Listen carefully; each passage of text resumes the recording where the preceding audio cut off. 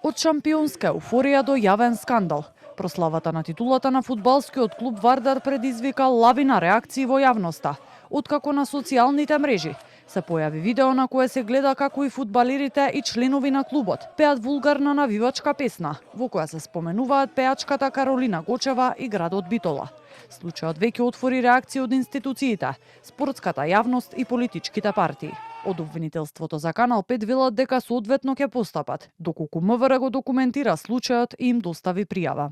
Законот предвидува граѓанска одговорност за клевета и навреда, но доколку институциите надлежни за откривање кривични дела документираат и поднесат пријава за действија со кои се исполнети елементи на кривично дело, обвинителството ќе постапи и ќе го провери настанот. Велат од обвинителството. Од МВР пак информираат дека за сега нема официјална пријава за настанот, но дека преземаат соодветни мерки за видеата споделени на социјалните мрежи. Во меѓувреме дисциплински инспектор од Фудбалската федерација на Македонија отворил постапка против клубот, додека од Министерството за спорт остро го осудија случајот и побараа јавно извинување од клубот. Најавија дека доколку во иднина се повторат вакви случаи, ќе најдат начини соодветно да ги санкционираат.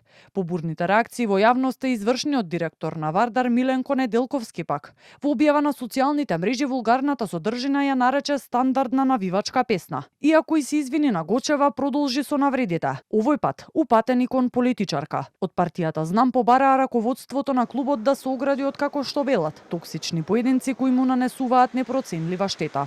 Не сакајќи ниту да го споменеме неговото име, бидејќи тоа не го заслужува. Сакаме јасно да го осудиме неговиот личен промискуитет и ароганција, кои кулминираа со мизогин и сексистички напад врз госпоѓа Весна Бендевска. Ваквиот примитивен говор не е само лична срамота, туку е директен атак врз достоинството на секоја жена и труење на јавниот простор со омраза. Реагираат од Знам, лидерот на СДСМ Венко Филипче. Прославата и реакциите на директорот на клубот ги нарече срамни.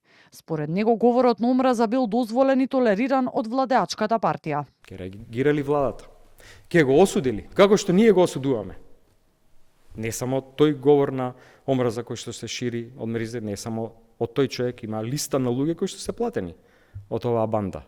Да креираат поделби, да оцрнуваат луѓе, да шират говор на омрза, тоа не е нешто ново. Скандалозната прослава се случила пред 2 дена во кафеана во Струга, кога фудбалскиот клуб Вардар го совлада фудбалскиот клуб Струга, а со тоа ја обезбеди шампионската титула во првата македонска фудбалска лига.